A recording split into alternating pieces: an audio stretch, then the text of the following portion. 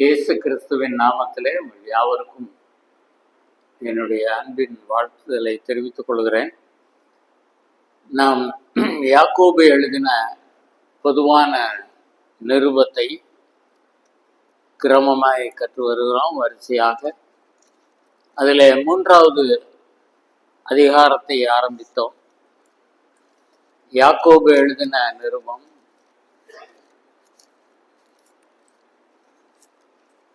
3வது அதிகாரத்தில் முதல் வசனத்தை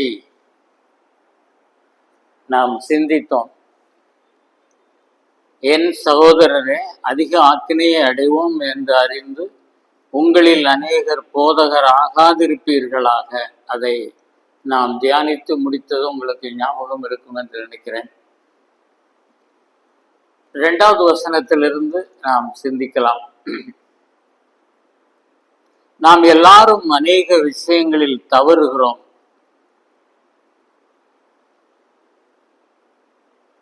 அப்படின்னா என்ன அர்த்தம்? நம்ம நினைச்சிட்டு இருக்கிறோம், ரட்சிக்கப்பட்டவர்கள் ஸ்லிப் ஆக மாட்டாங்க, தவற மாட்டாங்க. இல்லைன்னா வேற எப்படி முடிவுக்கு வந்துடுறோன்னா, ஒவ்வொருவருக்கும் ஒரு சில பலவீனம் இருக்கத்தான் செய்யும், அப்படி போயிடுறது. இல்லைன்னா இது இயல்பு தானே, தவறுவது இயல்பு தானே, இப்படியெல்லாம் பல காரியங்களை சொன்னாலும் இந்த அதிகாரத்தை நீங்கள் படித்து பார்த்தீங்கன்னா, நாம் எல்லாரும் அநேக விஷயங்களில் தவறுகிறோம். அநேக விஷயங்கள்ல தவறுறோம்னா we stumble in so many things. ஸ்டம்பிள்னா ஒரு கல் தட்டி விழப்போறோம். அப்படி எத்தனை சந்தர்ப்பத்தில் வந்திருக்கு. ஒரு மேடு இருந்ததை பார்க்காம கால் போய் தட்டி தடுமாறி விழப்போகும்போது என்ன சொல்லுவோம்? இயேசுவே ரட்சியும், ஏதாவது ஆண்டவரை நோக்கி கூப்பிடுவோம். அப்போ அநேக விஷயங்களில் தடுமாறுகிறோம். அப்போ நம்ம தடுமாறின சந்தர்ப்பங்களை நினைத்து பார்க்க வேண்டும். ஆண்டவரே, நான் நிறைய காரியத்துல தடுமாறி இருக்கிறேன். திருமண காரியத்துல, பிள்ளைகளுடைய திருமண காரியமா இருக்கலாம், அல்லது வேலை வாய்ப்பா இருக்கலாம், அல்லது சபையின் காரியமா இருக்கலாம், தனிப்பட்ட வாழ்க்கையில நம்ம வேலை பார்க்கிற இடத்துல ஏதாவது இருக்கலாம். அப்போ அந்த தடுமாறின சந்தர்ப்பங்களை கண்டிப்பா நினைக்கணும். அப்படின்னா என்ன அர்த்தம்? நான் ஏன் தடுமாறினேன்? அந்த விஷயத்துல நான் ஆண்டவத்தை கேட்கல, தடுமாறினேன். யோசிச்சு பாருங்க. என் சுய விருப்பத்தின்படி போக விரும்பினேன், தடுமாறிட்டேன். எங்களுடைய சபையில கொஞ்சம் பேர் சொன்னாங்க, அவங்க சொன்னா சரியாத்தான் இருக்கும்னு நினைச்சு நான் செஞ்சேன். மூப்பர்கள் சொன்னார்கள், ஊழியர் சொன்னாரு. இதெல்லாம் காரணம் சொல்ல கூடாது. ஆனா அந்த காரணத்தை ஆராய வேண்டும். அப்போ ஆண்டவரே, நான் தடுமாறிட்டேன். இந்த தடுமாறினதை லைட்டா எடுத்துக்கிட கூடாது. குடும்ப காரியத்திலையும் சரி, எதுலனாலும் இதெல்லாம் சகஜம்தான் பிரதர். தடுமாறாம யாருதான் இருக்கான்னு சொல்லாம ஒவ்வொன்றையும் கர்த்தருக்கு முன்னால கொண்டு போய் வைக்கணும், மறந்துடாதீங்க. அப்போ அநேக விஷயங்களில் தடுமாறிட்டோம். அதான் இந்த யாக்கோபு இன்னைக்கு பார்த்துக்கிட்டு இருக்கோம். யாக்கோபு 3வது அதிகாரத்துல 2வது வசனம். அப்போ காரணத்தை கண்டுபிடிக்க வேண்டும். இப்போ ஒரு டாக்டர்கிட்ட போறோம். டாக்டர்கிட்ட போய் எனக்கு இந்த மாதிரி ஒரே பெயின், இந்த இடத்துல பெயின், அங்க பெயின், அல்லது காய்ச்சல் என்பது ஒரு வியாதி அல்ல. காய்ச்சல் என்பது ஒரு சிக்னல் கொடுக்குது. நீ உன் உடம்புல இந்த இடத்துல இந்த பிரச்சனை. சில இது டெஸ்ட் பண்ணும்போது சில இடங்கள்ல லைட் எரியும், சில டிவியோ ஏதோ சர்வீஸ் பண்ணுறாங்க. அப்போ அதை வச்சு கண்டுபிடிச்சிருவாங்க அந்த இந்த இந்த ஏரியாவில் ஒரு பிரச்சனை. அப்போது டாக்டர்கிட்ட போனால் அந்த டாக்டர் வந்து இதற்குரிய காரணத்தை ஆராய்ஞ்சு பார்ப்பாரு. இப்போ நம்ம வாழ்க்கையில் நாம் தடுமாறின சந்தர்ப்பங்கள் காரணம் என்ன, இதுக்கெல்லாம் நேரம் செலவிடணும். சும்மா ஏதோ அதெல்லாம் நடக்குது பிரதர், ரொட்டீனாக அது போய்கிட்டே இருக்கும். காலையில் எந்திரிச்சதுலேருந்து காரியங்கள் ஓடிக்கிட்டே இருக்கு, அப்படி இல்லை. அப்போ இந்த விஷயத்துல நான் தடுமாறி விழுந்ததற்கான காரணம் என்ன, அதுதான் அவர் யாக்கோபு 3ஆம் அதிகாரத்துல சொல்றார் இல்லையா. யாக்கோபு 3:2 சொல்லிட்டு என்ன தடுமாற்றத்தை பற்றி சொல்றாரு சொல்லுங்க. அந்த அதிகாரம் எல்லாருக்கும் பரிச்சயமான பழக்கப்பட்ட ஒரு அதிகாரம். என்ன தடுமாற்றத்தை பற்றி சொல்றாரு? நாக்கு. அப்ப நாவு, இந்த நாக்கு அநேக சந்தர்ப்பங்களிலே தடுமாறி இருக்கிறது. இந்த நாக்கு அநேக தேவையற்ற காரியங்களை பேசி இருக்கிறது. அதனுடைய விளைவு என்ன, அதுதான் நம்ம 3ஆம் அதிகாரத்துல 2வது வசனத்துக்கு மேல பார்க்கிறோம். அப்போ ஒருவன் சொல் தவறாதவன் ஆனால் அவன் பூரண புருஷனும் தன் சரீரம் முழுவதையும் கடிவாளத்தினாலே அடக்கி கொள்ளக்கூடியவனுமாய் இருக்கிறான். இப்ப ஒரு வார்த்தை போட்டார் பார்த்தீங்களா, என் உடம்புக்கு என்ன தேவை, என்ன தேவை, இந்த வசனத்துலன்னு சொல்லுங்க. கடிவாளம் தேவை. எதற்கு கடிவாளம் தேவை? மிருகங்களுக்கு தானே கடிவாளம் தேவை. வார்த்தை போட்டிருக்காரு, எப்படி பாருங்க. அப்போ மிருகங்களுக்குத்தான் கடிவாளம் தேவை. அது எந்த மிருகத்துக்கு? அடக்க முடியாத மிருகங்களுக்கு. அடங்காத மிருகங்களை அடக்க வேண்டுமானால் கடிவாளம் தேவை. இப்போ எது அடக்க முடியாது? இந்த நாவு அடக்க முடியாது. அப்போ இந்த நாவு குடும்பத்திலையும் பிரச்சனை உண்டு பண்ணும், சபையிலும் பிரச்சனை உண்டு பண்ணும். எங்க போனா ஒரு பஸ்ல ஏறி இறங்குறதுக்கு முந்தி எத்தனை பேர் கூட சண்டை போடுறாங்க பாருங்க. ஒருத்தன் வழியில் நின்றுட்டு இருக்கான், ஏன் அவனுக்கெல்லாம் அறிவு இருக்கா, இப்படியா கேட்பாங்க. ஒதுங்கி நின்னான இன்னும் சில இன்னொரு படி கூட போவாங்க. என்ன சொல்லுவாங்க, மாடு மாதிரி நிற்கான் குறுக்க வந்து. இதெல்லாம் தேவையா?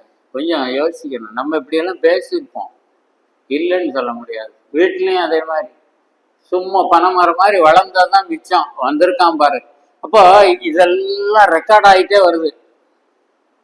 நம்ம வாழ்க்கையில நாம் பேசின தேவையற்ற வார்த்தைகள் எல்லாம் குறிச்சிட்டே வர. வெளிப்படுத்தல என்ன வாசிக்கும்? புத்தகங்கள் திறக்கப்பட்டன. நிறைய புத்தகம் நம்மளை பத்தி டைரி எழுதி வச்சிருக்காரு ஆண்டவர். சரி, அப்போ இந்த நாவு கடிவாளம் போட்டு அடக்கப்பட வேண்டும். அது எப்படி பிரதர் அடக்கிறது? நானா ரொம்ப இச்சை அடக்கத்தோட ரொம்ப ஜாக்கிரதையா, அதுவும் அல்ல. இந்த நாவு கர்த்தருக்கு ஒப்பு கொடுக்கப்பட வேண்டும். உன் சரீரம் உனக்கு, உன் சரீரத்தின் அவயவம் உனக்கு இடறல் உண்டாக்கினால் அதை வெட்டி எரிந்து போடுன்னு சொல்ற மாதிரி. அப்படின்னா என்ன அர்த்தம்? அதை செயல்படுத்தாத, அந்த அந்த சரீரத்தை இன்ஆக்டிவா மாத்திரு. ஒன்னால முடியாது. கர்த்தரிடத்துல ஒப்பு கொடுத்து, ஆண்டவரே எனக்கு பேச தெரியல, யார்கிட்டனாலும் பேச தெரியலன்னு ஒத்துக்கிடணும். ஆலாம் பேச தெரியாம ஒண்ணும் இல்லை. எனக்கு வயசு என்ன இல்லை, ஆண்டவரே ஞானத்தை தாங்க, பேசுறதுக்கு ஞானத்தை தாங்க. ஒவ்வொன்றுக்கும் ஒரு காலம் உண்டு. பேசுவதற்கு ஒரு காலம் உண்டு, பேசாமல் இருக்க ஒரு காலம் உண்டு. அப்போ அந்த கடிவாளத்தை நீங்க தான் போடணும். ஆண்டவரே என்னால முடியல, என்னை நீங்க தான் பலப்படுத்து. என்னை பலப்படுத்துகிற கிறிஸ்துவனாலேன்னு சொல்றாரு, என்னாலேன்னு அவர் சொல்லலை. சரி, அதுக்கு ஒரு உதாரணம் நல்லா கவனிக்கணும். அடுத்த வசனத்தை கவனிங்க, வாசிங்க. 3ஆம் வசனம்.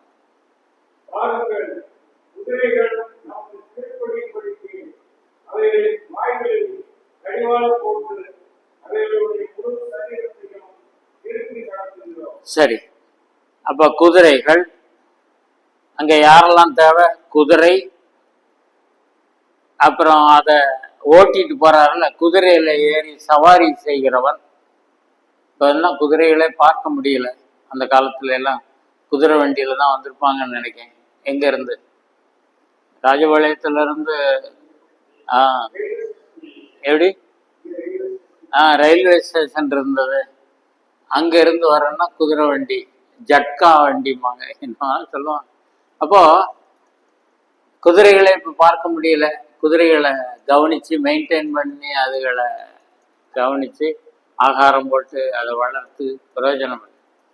அப்போ இந்த குதிரை ஏன் குதிரை கடிவாளம்? இந்த குதிரை அடங்காது. இந்த குதிரைக்கு கடிவாளம் போடணும். அப்புறம் வேற என்ன போடணும்? நீங்க ஊட்டி போயிருப்பீங்க, சிலர் ஊட்டி மாதிரி இடங்கள்ல குதிரை பந்தயம். இப்போ நான் அதெல்லாம் உள்ள போய் பார்த்ததில்லை, நமக்கு அது தேவையில்லாத ஒன்று. வெளியே அந்த ரோட்ல, மெயின் ரோட்ல போகும்போதே அந்த குதிரை பந்தயம் நடக்கிற இடத்த பார்க்கலாம். அப்போ இந்த குதிரைக்கு ஒரு மனிதன் வேண்டும் அடக்குவதற்கு. அப்புறம் கடிவாளம் வேண்டும். வேற எது வேணுமா சொல்லுங்க? குதிரைய சரியானபடி கொண்டு போனோம்னா கண்ணு, ரெண்டு கண்ணுக்கும் அடைப்பு வேணும். இந்த ஒருத்தர் இப்படி விளக்கம் சொல்லிட்டாரு, அப்படி சொல்லக்கூடாது. உனக்கு கண்ணு சரியா தெரிய மாட்டேங்குது, நீ உன் கண்கள் வெளிப்படுத்தல, உன் கண்களுக்கு கலிக்கம் போட வேண்டும். அந்த கலிக்கம்ங்கிறது இந்த அடைப்பு இல்லை, அது ஒரு சொட்டு மருந்து. இப்போ நீங்க வெளிப்படுத்தல பார்த்தா சரி அப்படியே சொல்லிட்டு போனா அது எங்கேயோ ஆகாயத்துல சொல்லிட்டு போறோமா, அந்த அந்த பகுதியை உங்களுக்கு காட்டுறானே, உங்களுக்கு தெரியும். ஒவ்வொரு சபைக்கும் எழுதுறாரு. அந்த மாதிரி எழுதும்போது சர்தை சபைக்கு எழுதுறாரு, இந்த லவோதிகேயா சபைக்கு, அதாவது 3ஆம் அதிகாரத்துல வெளிப்படுத்தல் 3ல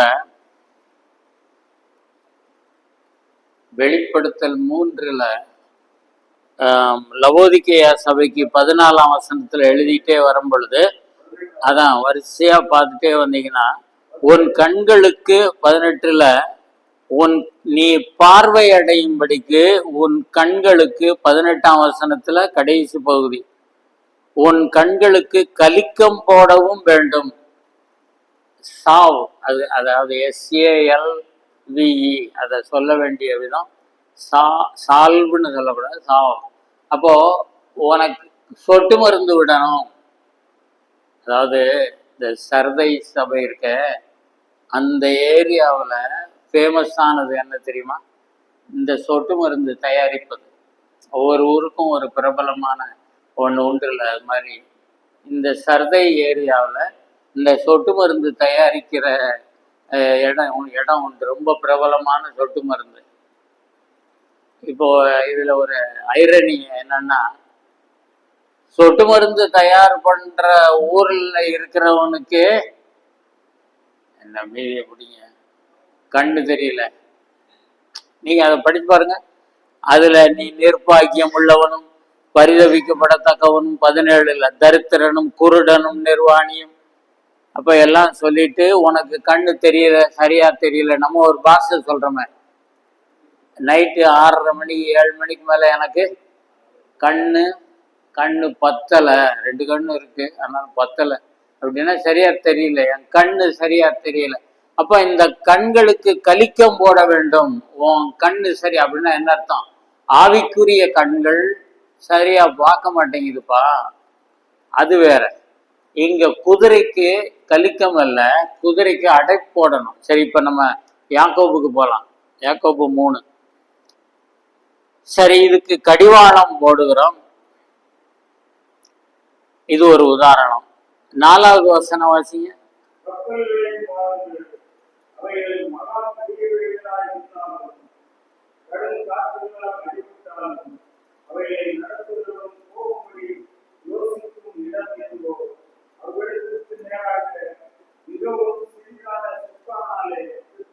சரி. அப்படியே நாவானதும் 5ஆம் வசனத்துல பெருமையானவைகளை பேசும், பாருங்கள் சிறிய நெருப்பு எவ்வளவு பெரிய காட்டை கொளுத்தி விடு. இந்த 3 வசனத்தையும் எடுத்துக்கிட்டோங்களேன், 3, 4, 5. இந்த 3லயும் ஒரு சிமிலாரிட்டி இருக்கு பாருங்க. ஒரே மாதிரி ஒண்ணு வரும். சைஸ், குதிரை எவ்வளவு பெரிய குதிரை, நம்மளை விட உயரமான. அந்த காலத்துல மணமக்களை கூட்டிட்டு வர்றதுக்கு என்ன வண்டி? சேரியட். சேரியட்டை தான் நம்ம சாரட் வண்டின்னு சொல்லுவோம். சாரட் வண்டியில அப்படியே தெருவழியே வந்தா அடே அப்பா பெரிய மதிப்பு. அப்போ அந்த குதிரையெல்லாம் இப்போ எங்கே வச்சது இல்லை, அது இந்த குதிரையை விட பல மடங்கு உயரம், பெருசு. அப்போ நான் இப்போ என்ன சொல்லிட்டு வரேன், அவ்வளவு பெரிய குதிரைக்கு எவ்வளவு பெரிய கடிவாளம், சின்ன கடிவாளம். அதே மாதிரி அடுத்த வசனத்தை சொல்லுங்க, நீங்க தான் இப்ப சொல்லணும், உங்களுக்கு கொஞ்சம் வேலை கொடுத்தா நல்லா இருக்கும். 4வது வசனத்துல அதே மாதிரி சொல்லுங்க.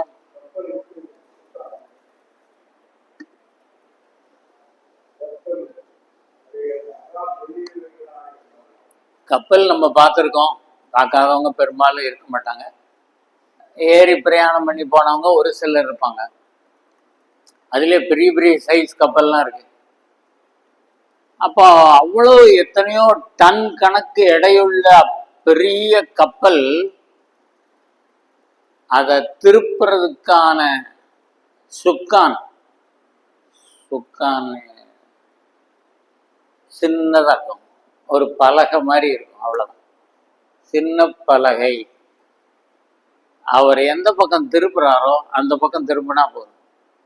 அது போட்டுக்கும் அதே தான், கப்பலுக்கும் அதே தான். அந்த டைரக்ஷனை மாத்துறதுக்கு கடலுக்குள்ள எப்படி இருக்கும் பாருங்க. அப்போ அவ்வளோ பெரிய கப்பல், சின்ன சுக்கான் ஆச்சா. இன்னொரு உதாரணம் 5வதுல எப்படி ஒப்பிடலாம்? 5வது வசனம் எப்படி நாக்கு மட்டும் சொல்லியிருக்கு. அது உடம்பு எவ்வளவு பெரிய மனுஷன், ஒரு மனுஷனுக்கு வெயிட் என்ன இருக்கும்? நம்மள மாதிரி நார்மலா இருக்கக்கூடியவங்களுக்கு 60 கிலோ, 70 கிலோ, 80 கிலோ இப்படி சொல்றோம்ல. சிலர்லாம் 120, 150 பெருசா எடுத்துக்கிட மாட்டாங்க, ஆசையா உடம்பு வளர்க்குறாங்க. அப்போ இப்படி ஒரு இவ்வளவு பெரிய மனுஷனுக்கு நாக்கு எவ்வளவு பெருசு, சின்ன நாக்கு. அப்ப இதை பூரா ஒப்பிட்டு பாருங்க.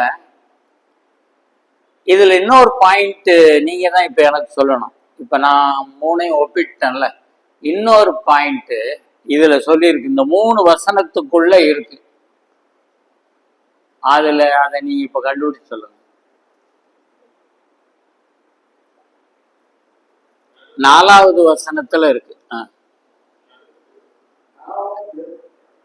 பிரதர் சொன்ன நெருப்பு. சரி, 4வது வசனத்துல சகோதரன் சொன்னார், என்ன சொன்னார்னா, அவைகளை நடத்துகிறவன் போகும்படி யோசிக்கும் இடம் எதுவோ அவ்விடத்திற்கு நேராக மிகவும் சிறிதான சுக்கானாலே திருப்பப்படும். புரியுது உங்களுக்கு? அப்போ முதல் உதாரணத்தை எடுத்துக்கிடுவோம். இது எல்லாத்துக்கும் 3க்கும் பொருந்தும். குதிரை எடுத்துக்கோங்க. குதிரைய இப்போ நம்ம குதிரையும் அப்படித்தான் பழக்கி வச்சிருக்காங்க. மாட்டு வண்டியை வத்திட்டு போறவங்களும் அப்படித்தான் வச்சிருக்காங்க. இந்த வலது பக்கம் திரும்பணும்னா அந்த முதுகு மேல இருக்கிற கயரை தூக்கி, நீங்க அதை கவனிச்சிருக்கீங்களா? இந்த மாட்டு வண்டியில அந்த கயரை தூக்கி இங்கிட்டு போடுவாங்க. அப்ப அந்த மாடு புரிஞ்சுக்கிடும் இந்த பக்கம் திரும்பணும், அதை இந்த பக்கம் ஒரு லேச சுண்டி விடுவாங்க. அப்ப மாடு திரும்பணும்னா அந்த அந்த கயறு, அல்லது குதிரை எடுத்துங்க, இங்க குதிரை சொல்லியிருக்கு. அப்ப குதிரை எந்த பக்கம் திரும்பணுமோ அதுக்கு உதவியாக இருப்பது எது? அந்த கயறு. வாய்க்குல தான் நான் குதிரைக்கு போட்டிருக்காங்க கடிவாளம்.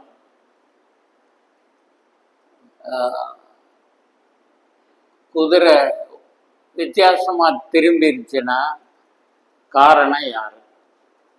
குதிரை ஒரு பக்கம் திரும்புறதுக்கு பதிலா வேற பக்கம் திரும்பினா பொறுப்பு யாரு? அந்த குதிரையை ஓட்டி குதிரையை சவாரி செய்கிறவன், உங்களுக்கு புரியுதுன்னு நினைக்கிறேன். அப்போ அந்த சவாரி செய்கிறவன் சரியான சிக்னல் கொடுக்காம, இப்போ பஸ்ஸில் போய்கிட்டு இருக்கோம், பஸ்ஸு ஆக்சிடென்ட் ஆகிறதுக்கு காரணம் பல இருக்கலாம். ஆனால் அந்த ஓட்டிட்டு போகிறவரும் பொறுப்பு தான் முக்கியமாக. ட்ரெயின் அப்படி கிடையாது. ட்ரெயினை ஓட்டிட்டு போகிற ஒரு சிக்னலை கவனிக்கணும். அதே சமயத்தில் ட்ரெயின் எந்த பக்கம் திரும்பணுமோ அது அவர் கையில் இல்லை. அந்த தண்டவாளத்தை ஆப்ரேட் பண்ணுறானே அவன் கையில் இருக்கு. சரி, எப்படியோ அந்த நபர் அந்த குதிரையை சவாரி செய்து போகிற நபர் விரும்புகிறபடி தான் அந்த குதிரை திரும்பும். அதே மாதிரி இப்போ கொண்டு வாங்க, நம்ம நாக்கு தன்னால பேசுறது இல்லை. நம்ம என்ன சொல்றோம், தெரியாம பேசிட்டேன் பிரதர், தெரியாம சொல்லிட்டேன். என்ன தெரியாம? என்ன தெரியாமன்னு சொல்லுங்க. தெரியாம சொல்லிட்டேன்னா அடுத்தவனுக்கு தெரியாமலா? தெரியாம சொல்லிட்டேன், அது என்னுடைய கண்ட்ரோலை மீறி போயிடுச்சு. எப்படி நாக்கு மீறி பேசுமா? யோசிப்போம் கொஞ்சம். ஒருத்தரை புண்படும்படி பேசிட்டோம் அல்லது பொய் பேசிட்டோம், ஆண்டவருக்கு முன்னாடி போய் நிற்கிறோம். அதெல்லாம் நிற்கணும் ஒவ்வொரு நாளும். ஆண்டவரே, நான் இன்னைக்கு தேவையில்லாம நான் பேசிட்டேன், பொய் பேசிட்டேன், அனாவசியமான வார்த்தைகள் நான் பேசின மாதிரி தான் நான் உணர்றேன். இதுதான் கன்ஃபெஷன். ஆண்டவர்கிட்ட தான் அறிக்கை செய்யணும். ஒரு சாமியார்கிட்ட போய் அறிக்கை செய்யறது இல்லை, ஒரு பாதிரியார்கிட்ட போய் அறிக்கை செய்யறது இல்லை. எனக்காக வேண்டிக் கொள்ளுங்கள். நான் தப்பு செஞ்சுட்டேன்னு நான் முதல்ல ஆண்டவர்கிட்ட நேரத்தான் கேட்கணும். அப்போ கண்ட்ரோல் பண்ற நீ ஓ நாக்க விட்டுட்ட, அதனுடைய இஷ்டத்துக்கு விட்டுட்ட. காலையில இருந்து யோசிச்சு பாருங்க, அல்லது இந்த வாரம் இப்பதான் ஆரம்பிச்சிருக்கு, போன வாரம் பூரா யோசிச்சு பாருங்க என்ன நடந்துச்சு, நம்ம என்ன பேசணும், எவ்வளவு வீண் வார்த்தைகள், அவசியம் இல்லாத வார்த்தைகள், கெட்ட வார்த்தைகள் எல்லாத்தையும் லிஸ்ட் போடுங்க. இந்த நாவோட சம்பந்தப்பட்டது. பஸ்ஸில் ஏறி டிக்கெட் எடுக்கும்போது கண்டக்டர் இங்கே இருக்கார், சொல்லுவார், அப்போ 2.5 வயசு 3 வயசுலேருந்து டிக்கெட்டும் நீங்கள் 3ன்னு சொல்கிறீங்க. கண்டக்டரு அவர் இல்லை, பொதுவாக கண்டக்டரே சொல்லி கொடுப்பார். 2.5 சொல்லுமா கவனிச்சிருக்கீங்களா? 2.5 செக்கிங் இன்ஸ்பெக்டர் வந்தா அது ஒரு பக்கம் இருந்தாலும் அவர் சொல்லி கொடுக்க வேண்டியது. நம்மளே நல்ல ட்ரெயின்டப்பா தான் வந்திருக்கோம். அப்போ 2.5 வயசு அதுக்கும் விட மாட்டார். என்ன கிளாஸ்ல படிக்க, எந்த கிளாஸ் படிக்க எல்லாம் கேட்பாரு. அப்போ அங்க அந்த மாதிரி இதெல்லாம் சின்ன பொய் பெரிய பொய்ன்னு இல்லை. அப்போ பொய்கள் என் வாயிலிருந்து தாராளமா வருதுன்னா இந்த நாவை குறை சொல்ல முடியாது. ஒரு குதிரை சரியில்லாம போகுதுன்னா அதை ஓட்டுற நீ கரெக்டா சிக்னல் கொடுக்கணும். குதிரை, கப்பல் நடுக்கடல்ல போய்கிட்டு இருக்கு, அங்க தூரத்துல பார்த்தா ஒரு பனி மலை, ஒரு பாறை இருக்கு, ஏதோ ஒண்ணு இருக்கு, திருப்பணும். இப்போ ஏதோ ஆக்சிடென்ட் ஆயிடுச்சு கடல்ல, அப்போ அவன் என்ன சொல்ல முடியாது. இந்த சுக்கான் சில சமயத்துல ஏதாவது மெக்கானிக்கல் ஃபால்ட் ஏதாவது இருந்து சரியா திரும்பலன்னு அது வேற. மற்றபடி சுக்கானை அவன் குறை சொல்ல முடியாது. நான் சொல்றது புரியுதுல? புரிஞ்சதுன்னா லேசா இந்த இப்படி ஒரு தலை மட்டும் ஆட்டுங்க. எனக்கு என்ன அப்படியே சீரியஸா பார்த்துட்டே இருக்காங்களேன்னு நான் நினைக்கிறேன். அப்ப எதுக்கு நான் இந்த 3 காரியத்திலையும் அவன் போகும் அந்த வார்த்தை தான் 4வது வசனத்துல, அவைகளை நடத்துகிறவன் போகும்படி யோசிக்கும் இடம் எதுவோ அவ்விடத்திற்கு நேராக மிகவும் சிறிதான சுக்கான் அழைத்திருக்கும். அதனால இந்த நாவு சாதாரணமானதல்ல. என் சரீரத்தை ஆண்டவருக்கு ஒப்பு கொடுக்க வேண்டும். உங்கள் சரீரங்களை பரிசுத்தமும் தேவனுக்கு முன்பாக ஒப்பு கொடுக்க வேண்டும். அதுவே புத்தியுள்ள ஆராதனை. டெய்லி ஒப்பு கொடுக்கணுங்க. இந்த வருஷம் ஒப்பு கொடுத்துட்டேன் ஆண்டவரே, இந்த வருஷம் முழுவதும் காத்துக்கொள்ளும் இல்லை. ஒவ்வொரு நாளும் காலையில எழும்பி கர்த்தருடைய சமூகத்துல என்னை அர்ப்பணித்து, இந்த கை தப்பு பண்ணக்கூடாது ஆண்டவரே, இந்த நாக்கு தப்பு பண்ணக்கூடாது, இந்த கண்கள் நீர் விரும்பாததை பார்க்க கூடாது.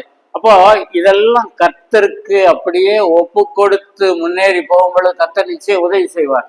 ஒரு சரியில்லாத பார்வை நமக்கு வருது, சரியில்லாத சிந்தனை வருது, ஒரு பொய் பேசணும் போல ஒரு இடத்துல வருது, எல்லாவற்றையும் கர்த்தர் தடுப்பார். இந்த நாவை பத்தி வேற என்ன வார்த்தை சொல்லி இருக்கு பாருங்க. 5வது வசனத்தை வாசிங்க. அப்படியே நாவானதும் சிறிய அவயவமாய் இருந்தாலும் பெருமையானவைகளை பேசும். நாவு சின்ன உறுப்பா இருந்தாலும் பெருமையானவைகளை பேசும்.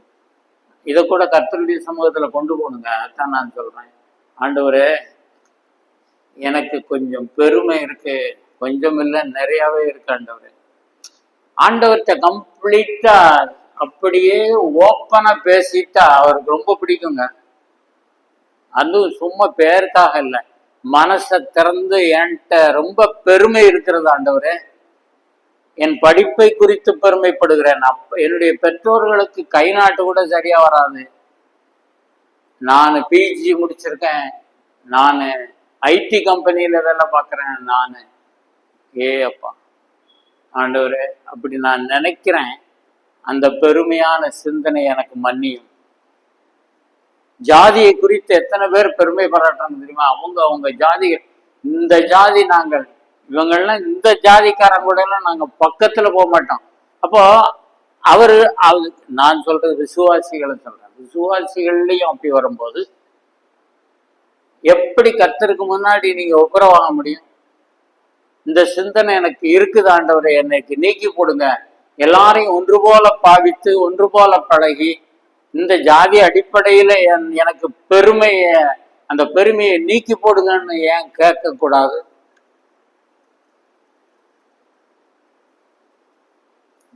அதனால இதெல்லாம் விசுவாசிகள் கேட்காததுனால கிடைக்கல.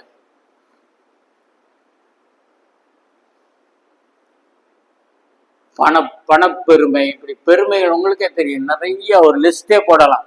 அப்ப இவ்வளவும் அப்ப கர்த்தர் என்ன சொல்றாரு? பெருமை உள்ளவர்களுக்கு எதிர்த்து நிற்கிறார், தாழ்மை உள்ளவர்களுக்கோ கிருபை அளிக்கிறார். அப்ப கிருபையை பற்றி பாட்டு பாடினோமே, அதெல்லாம் நமக்கு எப்போ பொருந்தும்? என்னுடைய பெருமையெல்லாம் தூக்கி பவுல் எவ்வளவு பெருமை உள்ளவரா இருந்தா தெரியுமா? ஆண்டவருக்குள்ள வர்றதுக்கு முன்னாடி அடே அப்பா அடிச்சு நொறுக்கிட்டு இருந்தார். அவன் சபைகளை பாழாக்கி கொண்டிருந்தான் பெருமையினால. அது ஆண்டவருக்கு செய்கிற சேவையா நினைச்சான். அதெல்லாம் தூக்கி குப்பையில போட்டுட்டாரான். அப்ப அவரே சொல்றார், கிறிஸ்து இயேசுவை அறிகிற அறிவின் மேன்மைக்காக எல்லாவற்றையும் நஷ்டம் என்று எண்ணினேன். குப்பை. நான் படிச்ச டிகிரி படிப்பு எல்லாம் குப்பை தான். என்னமோ ஆண்டவர் எனக்கு ஒரு டிகிரி கொடுத்துருக்காரு, ஒரு படிப்பை கொடுத்து ஒரு வாழ்க்கைக்கு ஒரு சம்பாத்தியத்துக்கு அப்படி நினைக்கணும். இந்த படிப்பு நான் அப்படி படிச்சிருக்கேன். நீ படிச்சதெல்லாம் அவர் போட்ட பிச்சை, அவர் கொடுத்த அதான் கிருபைங்கிறது. என்னை படிக்க வச்சு ஏதோ கொஞ்சம் சம்பாதிச்சு குடும்பத்துக்கும் மற்றவங்களுக்கும் பிரயோஜனம் இருக்கிறது தான் படிப்பு கொடுத்துருக்கிறாரு. என்னுடைய சம்பாத்தியத்துலதான் குடும்பமே ஓடுது பிரதர். சொல்லாத. சம்பாதிக்கிறதற்கான பலனை அவர் தான் தர்றாரு. நீ கட்டாத வீடுகள், இனி எல்லாம் நடாத மரங்கள் எல்லாம் அனுபவிக்கும் போது ஆண்டவரே இது என்னால் அல்ல, நான் அல்ல, என்னைக்கு அதை உதறி தள்ளுறோமா? அப்ப இந்த நாவு பெருமையானவைகளை பேசும். அப்புறம் பாருங்க, சிறிய நெருப்பு எவ்வளவு பெரிய காட்டை கொளுத்தி விடுகிறது. அப்ப இந்த மாதிரி பெருமையான பேச்சு, இன்னும் பொய்யான பேச்சு, தேவையற்ற பேச்சுக்கள் கொளுத்துதுன்னு என்னங்க அர்த்தம்? பற்றி எரியும். அதனால கூடிய மட்டும் நம்ம இதெல்லாம் கற்றுட்டு ஆண்டவரே, நான் யார்கிட்டையும் காலையில எந்திரிச்சதுல இருந்து நைட் படுக்க போற வரைக்கும் யார்கிட்டையும் போய் அதுக்கு என்ன பேசுறதுன்னு வேறு சும்மா உங்க வாயிலிருந்து வரட்டும்னு பார்த்தேன். பொரணியா? பொரணி பொரணி பேச வேண்டாம். அங்க பொரணினா இல்லாதது மட்டும் இல்லை, இருக்கிறதே வச்சுக்கணுமே. உண்மையைத்தான் நான் பேச போறேன், அதுவும் பொரணி தான். அடுத்த ஆள் நாம் கேள்விப்பட்டதை போய் உடனே சொல்லி அங்க விஷயத்தை சொல்லி நாவு நெருப்பு பற்ற வைக்கும். நம்ம அந்த பற்ற வைக்கிற வேலை செய்யக்கூடாது. எத்தனை குடும்பங்கள் பற்றி எரிகிறது, எத்தனை நட்பு நாசமாயிருக்கு. எத்தனை பேர் கேட்டதை சொல்லுகிறவன் இன்னும் வசனங்கள் நல்லா படிக்கணும். பிராண சிநேகிதரையும் பிரித்து விடுகிறான். நான் கேள்விப்பட்டேன் தம்பி, நான் கேள்விப்பட்டேன், மனசுல வச்சுக்கோ. ரொம்ப அவசியமோ அது, உன் மனசுல வச்சுக்கோ. என்னமோ முன்னால பெரிய கடங்கு கிடக்க மாதிரி அவன் இவன் விழுந்து செத்தே போயிடுவாங்கிற மாதிரி சொல்லலைன்னா இவனுக்கு மண்டை வெடிச்சு போகும். அதனால ராத்திரி பூரா சரியா தூக்கமும் இல்லை. எப்படியாவது போய் சொல்லிடணும். இதை சொல்லி பத்த வச்சு எரிஞ்சு அங்க போட்டிருக்க வார்த்தையை பாருங்க. சிறு நெருப்பு எவ்வளவு பெரிய காட்டை கொளுத்தி விடுகிறது. 6வது வசனம் பாருங்களேன்.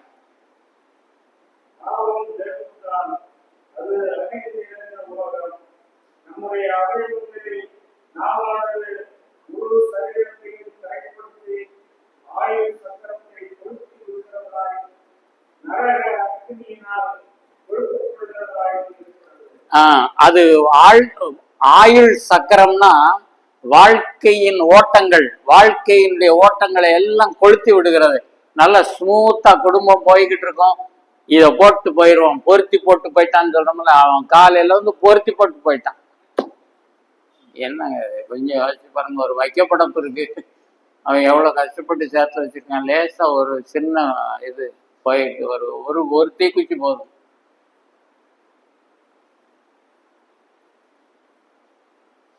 இந்த வசனத்துல இது சாத்தானுடைய வேலைங்கிறதுக்கு ஒரு சின்ன ஹிண்ட் இருக்கு. அது பாருங்க அந்த வார்த்தையை.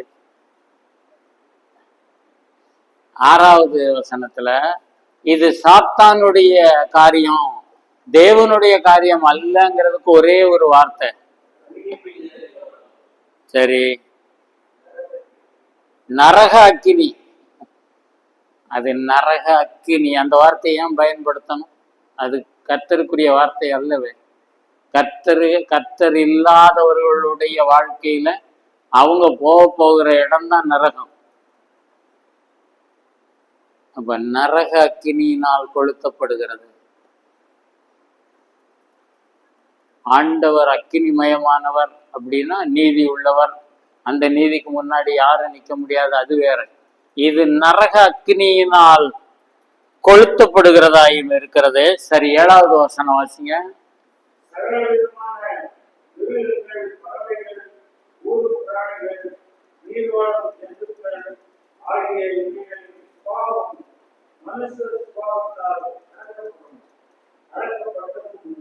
சரி, இப்ப இதுல இருந்து என்ன கற்றுக்கொள்கிறோம்? கொஞ்சம் நீங்களும் கொஞ்சம் இன்டராக்ட் பண்ணாதான் கொஞ்சம் இதுல கவனம் வரும். இந்த வசனத்தினுடைய அர்த்தம் என்ன?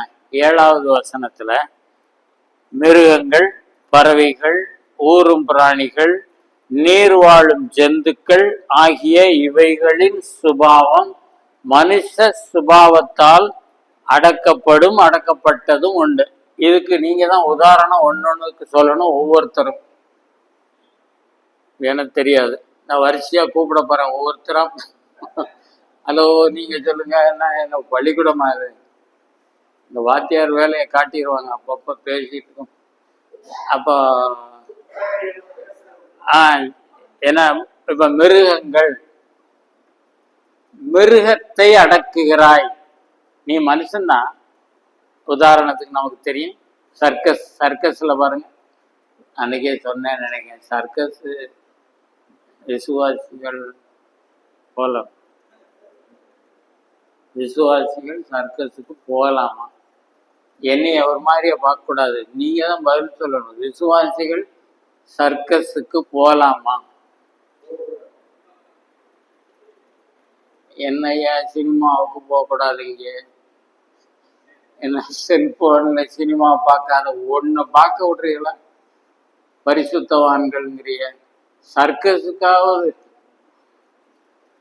எனக்கு பதில் சொன்னதான் அடுத்த ஸ்டெப். இல்லைன்னா இன்னைக்கு 8:45 9 களியாட்டு. சரி, களியாட்டுங்கிறத சரி, ஏன் நமக்கு அது, அதாவது ஏன் சினிமா பார்க்கக்கூடாதுன்னு பைபிள்ல ஒன்றும் இல்லையே, ஆனா ஏன் பார்க்கறது இல்லைன்னா அது நமக்கு இடரலா இருக்கும். நம்ம வாழ்க்கையில பரிசுத்தமாய் வாழ்வதற்கு அது நிச்சயமா இடைஞ்சலா, இடரலா, இடையூறாக இருக்கும். அதனால பார்க்கக்கூடாது. அதே மாதிரி சர்க்கஸ்ல மிருகங்களை பழக்கி இருக்கு இல்லையா? அங்க இருந்து அங்க பார், இங்க தாண்டுறாங்க, அங்க இருந்து பிடிச்சி ஒரு ஆளை பிடிச்சி அப்படியா?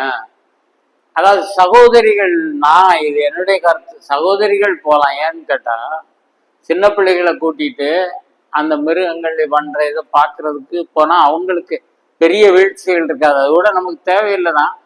அப்போ ஆண்கள் அங்கே போகும் பொழுது இடறி போறதுக்கான நிலைமையில அவர்களுடைய ட்ரெஸ் இருக்கு, அவங்க இடறணும்னு அணியல. ஆனா அந்த மாதிரி விளையாட்டுகளுக்கு அப்படி அணியத்தான் வேண்டும். அதெல்லாம் ஒரு பக்கம் இருக்கட்டும்.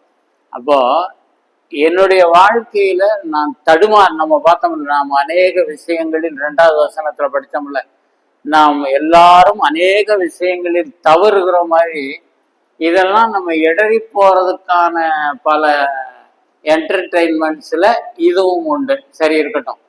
இப்ப நம்ம அங்க ரொம்ப போயிட்டோம். இப்ப அடக்குதல், மிருகங்களை அடக்குதல். சர்க்கஸ்ல சிங்கம் அப்படியே அந்த ஒரு ஸ்டூல்ல உட்காருதுங்க, அத்தா பெரிய மிருகம், கடிச்சு கொதறிட்டு. மான் பாருங்க, ஒரு மான்னாலும் சரி எதுனாலும் கடிச்சு கொதற அந்த சிங்கத்தை கையில சாட்டைய வச்சுக்கிட்டே அப்படியே அதை உட்கார வைக்கான். அதுவும் அது எதிர்ப்பு தெரிவிக்குது இல்லையா? அவனுக்கு மனசுக்குள்ள பயம் இருக்கு. சில சண்டைக்கு போனா பார்த்துருப்பீங்கல்ல, இவன் பயத்தோட தான் விரட்டுவான். சில நாய்களை விரட்டும் போது இவனுக்கு பாதி பயம் இருக்கும், சத்தம் போட்டு அதை விரட்டுற மாதிரி. இந்த சிங்கம் என்ன செய்யுமோ அது யானையா, சில சமயம் யானையும் அதே மாதிரி 4 காலையும் ஒரு இதுல வச்சுக்கிட்டு நிற்பான். யானையை அடக்கிட்ட, சிங்கத்தை அடக்கி விட்டாய். சரி, வேற பறவைகள், எத்தனை பறவைகளை பழக்கியிருக்காங்க.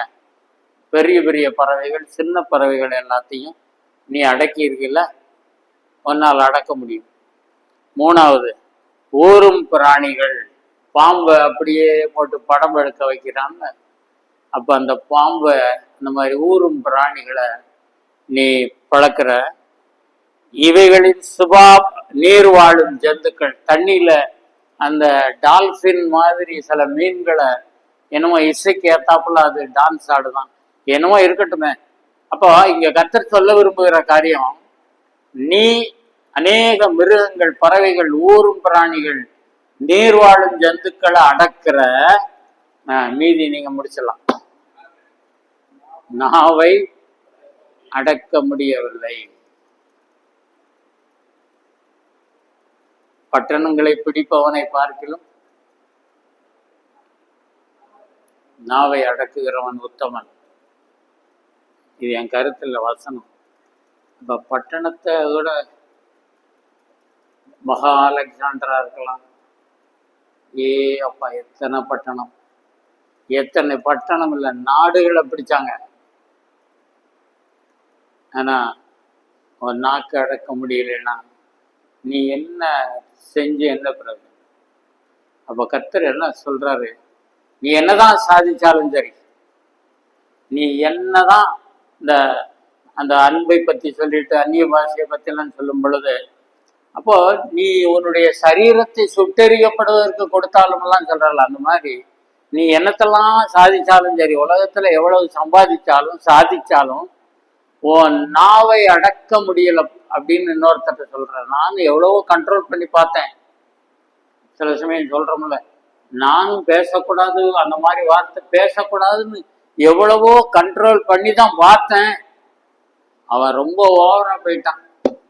அந்த ஓவரா போற இடம் தான் நமக்கு கரெக்டா சோதனையான இடம். ஞாபகம் வச்சுக்கணும்.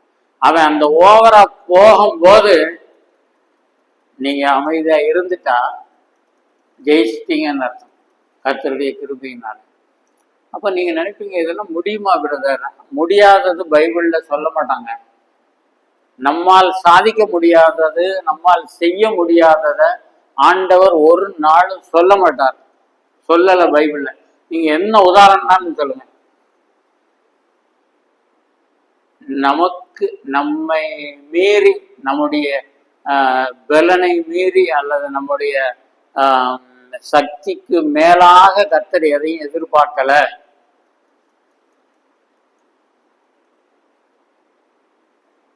எட்டாவது வசனம்,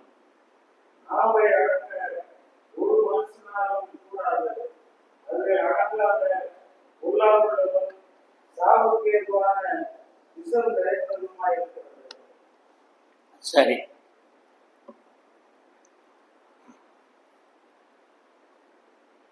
இந்த விஷம் நமக்கு நல்லா தெரியும் இல்லையா? நம்ம அனுபவிச்சிருப்போம், இதெல்லாம் பாதிக்கப்பட்டிருப்போம், மற்றவர்களையும் பாதிக்க வச்சிருப்போம் சில சமயத்துல. அப்போ நாவு விஷம் நிறைந்தது அப்படின்னா, இப்ப சொன்னோம்ல, ஒருத்தரை பத்தி கொஞ்சம் எக்ஸ்ட்ரா ஃபிட்டிங் சொல்றோம். அந்த மாதிரி அவர் சொன்னது நம்ம பங்குக்கு ஒரு 50-50 அல்லது அவர் ஒரு 75 நம்ம ஒரு 25 போட்டு நம்மளால முடிஞ்சதை அவங்களுக்கு கான்ட்ரிபியூட் பண்ணிட்டு வந்துடுறோம்ல, அங்க விஷத்தை போட்டு விட்டு வருகிறோம். நீ அவனை லேசா நினைச்சிடாத. அவன் லேஸ்பட்டவன் கிடையாதுப்பா, அவன் சாதாரணமானவன் கிடையாது. இதெல்லாம் எதுக்குங்க? அவன் தப்பு உள்ளவன் சாதாரணமானவன் கிடையாதுன்னா அவன்கிட்ட பழகுறவங்க புரிஞ்சுக்கிட்டு இல்லை, உனக்கு ஒரு எச்சரிப்பான சொல். அதாவது கர்த்தருக்குள்ள சில எச்சரிப்புகளை மற்றவர்களுக்கு கொடுக்கறது தவறு இல்லை. நீ ஜாக்கிரதையாயிரு, நீ அவனோட சேர்ற, அது ரொம்ப பார்த்து பழகுன்னு சொல்லி சிலரை குறித்து நம்ம சொல்லத்தான் வேண்டும். அதுல தப்பு இல்லை. அது நம்ம கெடுக்கிறது இல்லை அவனுக்கு எச்சரிப்பு, அது வேற. மற்றபடி நம்ம பொழுது போகாம, நான் பணியிலிருந்து ஓய்வு பெற்று விட்டேன், இனி என்னால் முடிஞ்சதை செய்வேன்ட்டு இப்படியே போகக்கூடாது.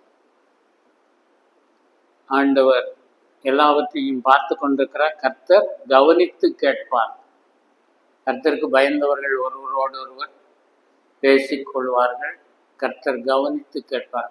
ஆண்டவர் எல்லாவற்றையும் கேட்டுக்கொண்டிருக்கிறார். அது ஒரு பாய்சன். சரி, இப்ப நம்ம 10வது வசனத்தோட முடிக்கலாம்.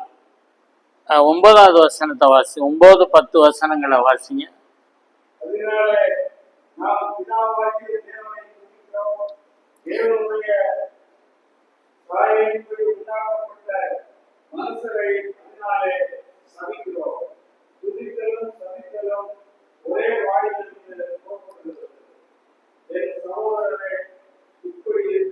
நான் 12 வரைக்கும் வாசிச்சுங்க.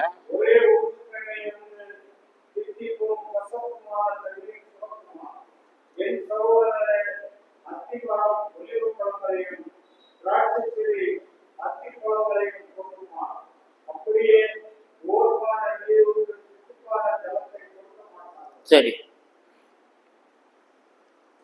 இப்போ நம்ம போர் போடுறோம். போர் போடும்போது முக்கியமா என்ன முதல்ல கேட்போம், என்ன தண்ணி வந்துருச்சா, எத்தனை அடி போட்டிருக்கு? பொதுவாக இந்த பகுதியில் எத்தனை அடியில் தண்ணி வரும்? 100, 170, 60, 160 அடிக்கு மேலே தான் தண்ணீர் வருது. காலையில் போட ஆரம்பித்தது ஓடிக்கிட்டு இருக்கு. நம்ம என்ன கேட்டு போவோம், என்ன தண்ணி வந்துச்சா, லேசா கசிவு தெரியுது, சரி. அப்புறம் ஒரு எவ்வளவு போடலாம், ஒரு 250-300 அடி போட்டுருவோம். அப்பதான் கோடைக்கும் வத்தாது. இதெல்லாம் சொல்லி போட வச்சாச்சு. அப்புறம் மாட்டி இது தண்ணி எடுத்தாச்சு வெளியே. அப்புறம் அப்படியே போக மாட்டோம், என்ன செய்வோம், அந்த தண்ணியை வாங்கி குடிச்சு பார்ப்போம்ல.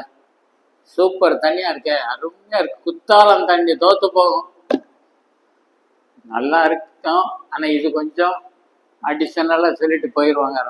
நமக்கு ஒரு குளிர்ச்சி ஏற்படணும்ல, அதுக்காக அது சொல்லிட்டு போயிடுவாங்க. குற்றாலம் தண்ணி தோத்து போகும்பா, சரி உண்மைதான், கர்த்தர் கொடுத்துருக்காரு, ரைட். அடுத்த நாள் காலை அது மோட்டர் மாட்டியாச்சு, அப்படி தண்ணி அடிச்சுட்டு வருது. பழையபடியும் தண்ணி குடிச்சு பார்த்தா ஒரே உப்பு கறிக்கு. சரி அடப்பாவி, இப்படி நடக்குமா? இப்ப இதுதான் கேள்வி. இன்னொரு இடத்துல இதே மாதிரி போடும்போது நல்ல தண்ணி வந்துச்சு. ஒரு 2 நாள் கழிச்சு மோட்டர் போட்டு பார்க்கும் பொழுது கசப்பு தண்ணி. 2 டேஸ்டும் போட்டிருக்கு. பைபிளுக்குள்ள இருந்தா நான் பேசிட்டு இருக்கேன். ஒரு நாள் இனிப்பான தண்ணீர், இனிப்புங்கிறதுக்கு பதிலா என்ன வார்த்தை போட்டிருக்கு, தித்திப்பு. இந்த தித்திப்புங்கிற வார்த்தை நம்ம ஊர்களில் ரொம்ப பயன்படுத்த மாட்டோம். நீங்க சில மாவட்டங்கள்ல தித்திப்பு, அதை நம்ம பயன்படுத்த மாட்டோம். நம்ம இனிப்புமோ, தண்ணியை பொறுத்த மட்டும் இனிப்புங்கிறத நல்ல தண்ணி, ருசியா இருக்கு, தாமிரபரணி மாதிரி இருக்கு, ஏதோ சொல்லுவோம். அப்போ ஒரு நாளைக்கு உப்பு தண்ணியும், உப்புன்னா இங்க உவர்ப்புன்னு ஒரு வார்த்தை போட்டுருக்கு. உவர்ப்புன்னா அந்த உப்பு, அது உப்பும் உவர்ப்பும் ஒண்ணுதான், துவர்ப்பு தான் வேற. அப்போ அந்த ஒரு நாளைக்கு உப்பு தண்ணி வருது பிரதர், அது பைப்புல வரும்.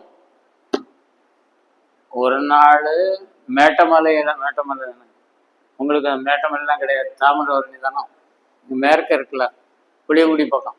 அப்போ நல்ல தண்ணி ஒரு நாளைக்கு ஒரு பைப்புல வருது. இது நல்ல தண்ணி பைப்பு, இது உப்பு தண்ணி, சப்ப தண்ணிப்பாங்க, இந்த மாதிரிலாம் சொல்லுவோம். அது தனித்தனியா வரும். இவர் சொல்றது அது இல்லை. என்ன வார்த்தை, ஒரே ஊற்றுக்கண்ணில் இருந்து நீ போர் போட்டிய, நல்ல தண்ணி வந்துச்ச, அந்த ஊற்றுல இருந்து காலையில ஒரு தண்ணியும் சாயங்காலம் வேற தண்ணியும், அல்லது ஒரு வாரம் ஒரு தண்ணியும் அடுத்த வாரம் வேற தண்ணியும் வருமா? அப்பா ஒண்ணுமே சொல்ல மாட்டாங்க. வரும் இல்ல வராது, நமக்குள்ள என்ன பிரச்சனை, வேற ஒண்ணும் வரவே வராதா? ஒரு கால் வராதா? ஆனா வருதே. நீங்க வராதுன்ட்டு போயிருவீங்க. இவருக்கு பதில் சொல்லுங்க, எனக்கு சொல்ல வேண்டாம். இவர் சொல்றாரு, ஒரே ஊத்துல இருந்து 2 வகையான தண்ணி வருதுங்கிறாரு, நான் சொல்லலையே. நீங்க வராது நீங்க எல்லாரும் மெஜாரிட்டியா கை தூக்கி எல்லாம் ஏகமானதா தீர்மானிச்சு பிரயோஜனம். இவர் சொல்றாரு ஒரே ஊத்துக்கண்ல இருந்து வருது அப்படின்னா என்ன அர்த்தம்? அதான் சுரக்குமான்னு, சுரக்காது, ஆனா இப்ப சுரக்குதே, அதுதான் நான் சொல்றேன். அது புரியல உங்களுக்கு இன்னும் நான் என்ன கேக்குறேன்னு. அது சுரக்குமா? சுரக்காது, உண்மைதான். ஆனா இவர் எதுக்கு இதை எழுதுறாரு தெரியுமா? அந்த நீங்க 13வது வசனத்துல இருந்து 17 வரைக்கும் படிக்கும் போது அதை போட்டு உடைக்கிறாரு. ஞாயிற்றுக்கிழமை வரும் பொழுது மகா பரிசுத்தவான்களாய் வந்து ஆவியிலே நிறைந்து அந்நிய பாஷையிலே பேசி உங்களுக்கு ஆர்ப்பாட்டமான ஒரு நிலைமையில அப்படியே துள்ளி குதித்து வாயில என்ன வார்த்தை வருமோ தெரியாது. தான் ஸ்தோத்திரம் ஸ்தோத்திரம் ஸ்தோத்திரம், எத்தனை ஸ்தோத்திரம். அப்படியே வாயை திறந்தாலே வசனம் வருது. சாயங்காலம் தாமிரபரணி தண்ணி பிடிக்கும் போது ஒரு சின்ன சண்டையில என்ன பாஷை பேசணும், நான் தெரியாம தான் நான் கேட்கேன். நானா ஒண்ணு சொல்றது இல்லை. அப்போ ஒரே ஊற்றா இருந்தா அந்த தண்ணி எப்படி வரும்னு கேக்குறாரு. அதுதான் நீங்க நினைச்சிட்டு இருக்கீங்க அதெல்லாம் வராது இல்ல. 13வது வசனத்திலிருந்து 18ஆம் வசனம் வரைக்கும் ரெண்டு வகையான ஊற்று அங்க நீங்க பார்க்க முடியும். ஒரே ஊற்றுல இருந்து ரெண்டு வகையான டேஸ்ட். இவனா இப்படி பேசுறான். அதுக்குத்தான் இந்த அதிகாரத்துல முதல் வசனத்துல என்ன போட்டிருக்கு? பிரசங்கம் பண்ண துடிக்காதீங்க. நான் பிரசங்கம் பண்ணணும். நான் நிறைய தயார் பண்ணி வச்சிருக்கேன், ஜாக்கிரதை. ரொம்ப கேள்வி கேட்பாரு. இப்ப நான் இவ்வளவு பேசிட்டு போறேன்ல, நான் கொஞ்சம் விலகுனேன்னு வைங்க, ஆண்டவர்கிட்ட நான் பதில் என்னமோ பெருசா முரம்புல போய் முழங்குனிய அப்படி இப்படின்னு கேட்பாருங்க. அப்போ ஒரே ஊற்றுனா ஒரே ஊற்றாத்தான் இருக்கணும். அவன் அவிசுவாசியை நம்ம அவனை போய் சுட்டி காட்டக்கூடாது. அவன்லாம் என்ன, அவனை விட நான் பரவாயில்ல தெரியுமா? அல்லது நம்ம சபைக்கு ஒருத்தன் வராம பாருங்க, ஒருத்தன் இல்லை, ஒரு 5-6 பேர் இருக்காங்க, அவங்களுக்கும் ஆண்டவருக்கும் சம்பந்தமே கிடையாது. இந்த கணக்கெல்லாம் ஆண்டவர்கிட்ட எடுபடாது. நீ என்ன அறிக்கை பண்ணினாய்? நான் ரட்சிக்கப்பட்டிருக்கேன், ஆண்டவருக்கு ஒப்பு கொடுத்துட்டேன், நான் பரிசுத்த வாழ்க்கை வாழ்வேன்னு நீ உறுதி எடுத்துட்டு உன் வாழ்க்கையே வேற மாதிரி போச்சுன்னா அது என்ன ஊற்றுன்னு கேட்கிறாரு. அதை இப்ப பழையபடி பார்த்தீங்கன்னா உங்களுக்கு புரியும். துதித்தலும், அதாவது 9வது வசனத்துல அதனாலே இந்த நாக்குனால நாம் பிதாவாகிய தேவனை துதிக்கிறோம். எப்போ? ஞாயிற்றுக்கிழமையோ மற்ற நேரமோ. தேவனுடைய சாயலின்படி உண்டாக்கப்பட்ட மனுஷரை, இப்ப வெறும் மனுஷரை சபிக்கிறோம்னு பாடல, என்ன போட்டிருக்கு? தேவனுடைய சாயலின்படி உண்டாக்கப்பட்ட மனுஷரை. அப்படின்னா மகா பரிசுத்தராகிய தேவனுடைய சாயல்ல நம்மளை உண்டாக்கி இருக்காராம். எருமாட்டை அப்படி உண்டு பண்ணல, மிருகங்களை உண்டு பண்ணல, பறவைகளை உண்டு பண்ணல, மனிதனை அப்படி உண்டு பண்ணி இருக்கிறாரு. அவனை நீ அதே நாக்க வச்சு சபிக்கலாமா? துதித்தலும் சபித்தலும் 10ஆம் வசனம் ஒரே வாயிலிருந்து. இன்னும் வேற மாதிரி சொன்னா துதித்தலும் சபித்தலும் ஒரே ஒரே ஊற்றுக்கண்ணில் இருந்து வர முடியாது. வரக்கூடாதுங்கிறத விட வர முடியாது. It is not possible. ஒரு காலம் முடியாது. என்ன பிரதர், அப்புறம் எப்படி நீங்க கழிச்சு கட்டுறதை பார்த்தா ஒருத்தனும் மாற்றத்துக்கு போக மாட்டான் போல் இருக்க. அடுத்து பாருங்க, அவர் போட்டிருக்காருங்க, இந்த போடுறாரு யாரு? யாக்கோபு. நான் எடுத்து சொல்றேன், அவர் சொல்லியிருக்காருன்னு சொன்னாலுமா என் மேல கோவப்படணும்? அவர் சொல்லியிருக்காருயா, அதுதான் நான் சொல்ல முடியும், என் வேலை அதுதான். அப்புறம் பாருங்க, ஒரே ஊற்றுக்கொண்டிலிருந்து 11ஆம் வசனம், தித்திப்பும், அதாவது இனிப்பும் கசப்புமான தண்ணீர் சுரக்குமா? அப்படின்னா சுரக்காது. என் சகோதரரே, அத்திமரம் ஒலிவ பழங்களையும், பாருங்க, திராட்சை செடி அத்திப்பழங்களையும் கொடுக்குமா? இதெல்லாம் சில பழங்கள் நம்ம இப்போ கடைகளில் கிடைக்குது, சில இடத்துல வாங்கி சாப்பிட்ருக்கலாம். நேரடியாக மரங்களில் நம்ம பார்த்துருக்க வாய்ப்பு இல்லை. எருசலேமுக்கு ஒருவேளை சிலர் போயிட்டு வந்திருக்கலாம். அந்த மாதிரி நேரில் அந்த பகுதிகளுக்கு போனால் பார்க்கலாம். போயிட்டு வாங்க, ரொம்ப ஒன்றும் இல்லை, ஒரு 4-5 ரூபா தான் செலவாகுன்னு நினைக்கிறேன். என்ன பண்ணுறது, 5 ரூபாயில முடிச்சிடலாமா? 5 லட்சம், அவ்வளோதான். இப்போ அதெல்லாம் பெரிய அமௌண்ட்டாக சிலர் எடுக்கிறது இல்லை. அப்போ அங்கெல்லாம் போனால் இந்த பழங்களை நேரடியாக மரத்தில் பார்க்கலாம். அத்தி மரம், அத்திப்பழம், ஒலிவப்பழம். நம்ம இந்தியாவில் கூட சில அதுக்கேற்ற கிளைமேட்டில் சில பழங்களை பார்க்கலாம், இதே மாதிரி இருக்கும். அப்போ அத்தி மரத்துல ஒலிவப்பழம் எதிர்பார்க்க முடியாது. திராட்சை செடியில அத்திப்பழத்தை எதிர்பார்க்க முடியாது. திராட்சை செடி வச்சுட்டு அத்திப்பழம் பழுக்கலையானா எங்க இருந்து வரும்? காய்க்காத. ஞானஸ்நானம் கொடுத்துடலாம், ஞானஸ்நானம் அதெல்லாம் கிளீனா வாங்கிட்டோம். அது இப்ப நம்ம சபையிலயா கொஞ்சம் யோசிச்சு காரியங்களை ஜெபம் பண்ணி இவங்க கொடுக்கலாமா என்ன? ஏன்னா அப்படி நிலைமை இருக்கு. பல காரியங்களுக்காக வருது.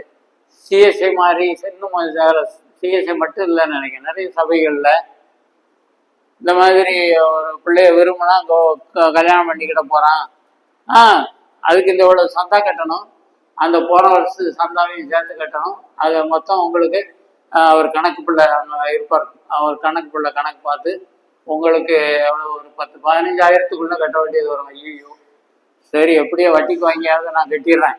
அப்போ அவளை கட்டி சந்தாவை கட்டி சேர்ந்தாச்சுன்னா பிதா குமாரன் பரிசுத்த ஆவியினாலே ஆமென் உனக்கு நான் முக்கி எடுத்து போடுகிறேன். அப்போ அவனை முக்கி எடுத்து காயப்பட்டுற வேண்டியது முடிஞ்சு. அதோட அவன் நிச்சயமா நரகத்தான் போவான். என்ன பிரதர், உண்மை தானே? ரட்சிக்கப்படாதவனுக்கு நீ ஞான ஸ்நானம் கொடுத்தால் அவன் ஆண்டவத்தை வர முடியாத. ஞான ஸ்நானம் என்பது பரலோகத்துக்கு போகிற ஒரு துருப்பு சீட்டு அல்லது ஒரு ஒரு கேட் பாஸ் அல்ல. நீ மனம் திரும்பாம ரட்சிக்கப்படாம எவ்வளவோ அது கோச்சிக்கிடுவாங்க. பெற்றோருக்கெல்லாம் ஒரு மாதிரி வார்த்தை, நான் கேட்டேன் அவனுக்கு மட்டும் கொடுத்தாங்க, எனக்கு சுண்டலா இது, அவனுக்கு கொடுத்தாங்க எனக்கு கொடுக்கல, எனக்கு மட்டும் கொடுக்க மாட்டேன்ட்டாங்க. நல்லதுக்குன்னு நினைச்சுக்கோங்க. சரி, ஏதோ கர்த்தர் நினைச்சா தடுக்க மாட்டார். ஒருத்தர் ரட்சிக்கப்பட்டிருந்தான்னா சபையாரும் அவங்க ஆவிக்குரிய சிந்தை உள்ளவர்களா இருந்தா 2 பேருக்கு இடையில உரசல் இல்லாம ஒரு என்ன சொல்றது, ஒருமனப்பாட்டை கர்த்தர் தந்து அவனுக்கு ஞானஸ்நானம் கொடுக்க வச்சிருவாருங்க.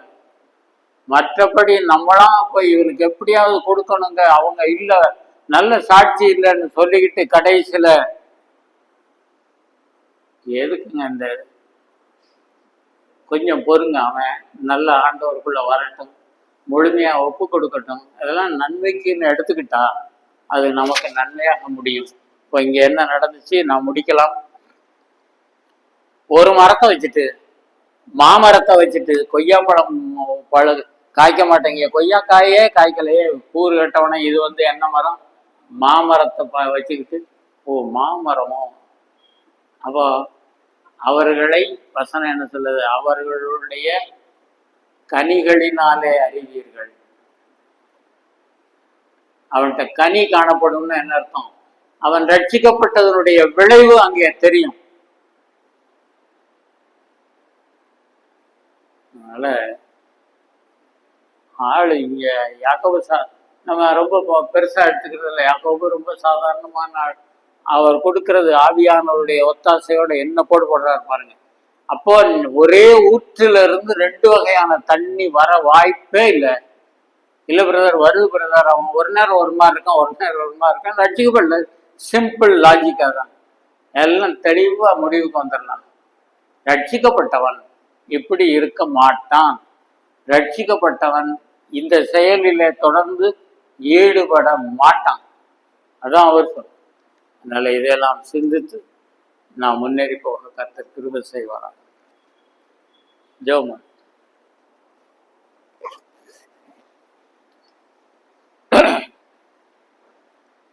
அன்பும் கிருபையும் இரக்கம் உள்ள கர்த்தாவே, உண்மை நன்றியோடு துதிக்கிறோம். யாக்கோபு நிறுவத்திலிருந்து நீர் எங்களுக்கு கொடுத்த எச்சரிப்பின் வார்த்தைகளுக்காக எமக்கு நன்றி. நாங்கள் எவ்வளவு குறைவுள்ளவர்கள் என்பதை அறிக்கை செய்கிறோம் ஆண்டவரே. அநேக காரியங்களிலே நாங்கள் தவறுகிறோம், இடறுகிறோம். தாவே, கடந்த கால இடறிப்போன நிலைமைகள் எங்களுக்கு பாடமாக இருக்கவும், அதிலிருந்து பல காரியங்களை கற்றுக்கொண்டு என்னை பலப்படுத்துகிற கிறிஸ்துவினாலே நாங்கள் ஒவ்வொரு காரியத்தையும் செய்ய உதவி செய்யும் ஆண்டவரே. இந்த முரம்பில் கூடி வருகிற பிள்ளைகளை ஆசீர்வதியும் கர்த்தாவே. அருமையான பிள்ளைகள் அநேகர் மூலம் உடைய வார்த்தைகளை கேட்கிறார்கள். அவர்கள் ரட்சிக்கப்பட்டது மாத்திரமல்ல, உமக்குள் வளர உதவி செய்யும் ஆண்டவரே. சபையை நடத்துகிற பிள்ளைகளுக்கு வேண்டிய ஞானத்தையும் கிருபைகளும் ஆலோசனையும் தாரும். பல தேவைகளில் இருக்கிறவர்களுக்கு உதவி செய்யும். பலவிதமான வியாதிகள், கஷ்டங்கள், பிரச்சனைகள் மத்தியில் இருக்கிற பிள்ளைகளுக்கு நல்ல ஒரு விடுதலையை தாரும் ஆண்டவரே. இவ்வளவு நேரமாய் நீர் எங்களோடு பேசினதற்காக உமக்கு ஸ்தோத்திரம். எல்லாவற்றையும் எங்கள் கர்த்தரும் அருமை இரட்சகருமாகிய இயேசு கிறிஸ்துவின் மூலம் மிகவும் மனத்தாழ்மையுடன் கெஞ்சி கேட்கிறோம் பிதாவே. ஆமென். என் ஆத்மாவே கர்த்தரை ஸ்தோத்திரி, என் முழு உள்ளமே அவருடைய பரிசுத்த நாமத்தை ஸ்தோத்திரி. என் ஆத்மாவே கர்த்தரை ஸ்தோத்திரி, அவர் செய்த சகல உபகாரங்களையும் மறவாதே. ஆமென்.